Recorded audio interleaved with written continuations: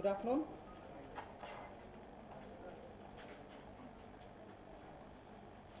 The All India Congress Committee has met today and it's still on and over in what I would call the most trying and difficult circumstances for that party. At a time when there is a string of scandals coming, at a time when the entire nation is waiting to hear and what level of corruption would bring in a sense of outrage in that party, what have we heard from the three eminent speeches? We have heard complete silence on corruption. At a time when the party has so much to answer, especially on denying war widows their due, the party chooses to remain silent. Can there be a greater outrage than this? Can there be a sense of timing when the party chooses to remain silent? We know already this year, 2010, we have been speaking not of small time corruption, we've been talking of 70,000 crores, 68,000 crores, 38,000 crores. You know the connections, 2G spectrum, Commonwealth Games, all ranging in several tens of thousands of crores. No sense of outrage, not a word then, not a word when a formal meeting of the All India Congress Committee takes place. Can the nation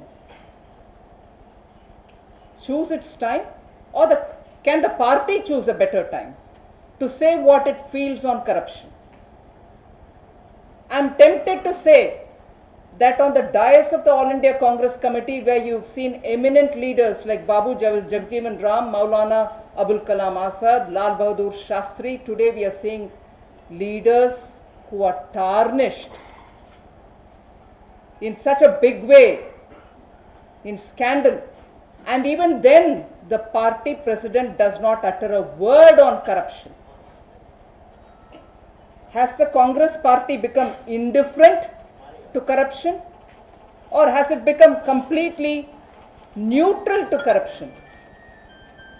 How can I understand the party is holding its All India Congress Committee's meeting in very trying and difficult circumstances, but can you afford to remain silent on it? Is it not appropriate for the president of a party who has received the resignation letter of a chief minister of a big state where it is in power, Maharashtra,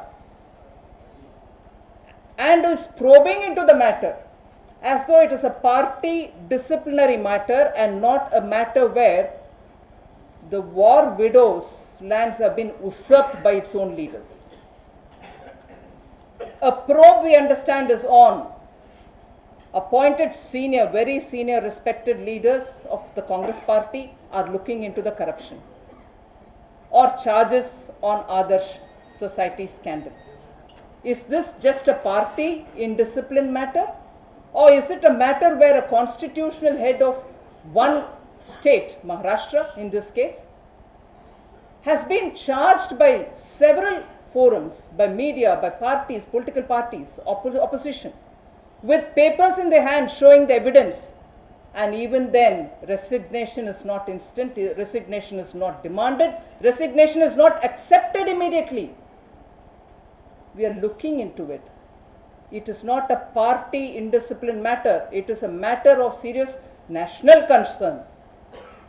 Has the Congress party completely become neutral to corruption? The other issue on which, again, the party's tactics of diverting public attention using any other lesser important matters or any other issue to divert the public attention has become a particular tactic of the Congress party. Divert public attention from serious issues where they are expected to give an answer. That's exactly what has happened again in the three eminent speeches which have happened in the All India Congress Committee today.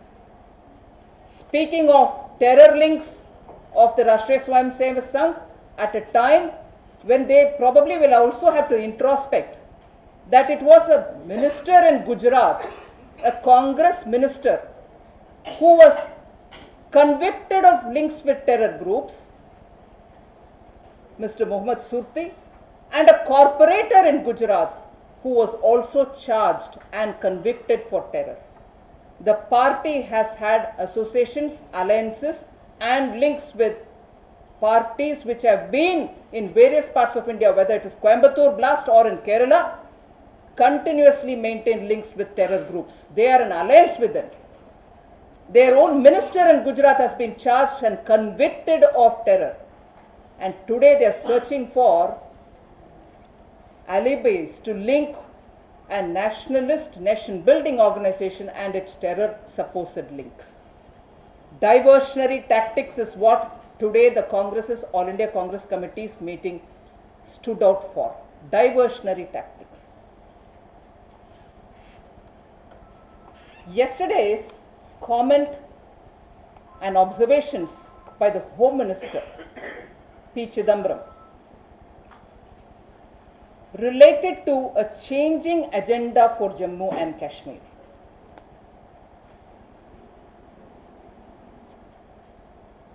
Is the agenda changing for the better or for the worse? Are we trying to change the agenda by attempting to loosen the constitution in order to accommodate Azadi aspirations? And if that is going to happen, is that helping J&K integrate better with the country, or is it going to be for the worse? I think it's very important that we understand the significance of the statement made by the Home Minister, and in that context understand also the comment that is made that a ball-to-ball commentary need not be taken up by the interlocutors. Wasn't that exactly what was our point of view, the BJP's point of view, that the interlocutors go there, talk to all sections of Jammu and Kashmir, come back and report to the people who have appointed you? I'm glad that the Home Minister has said that in so many descriptive words.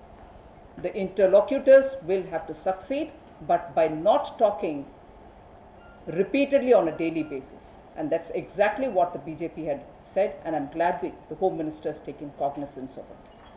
Thank you.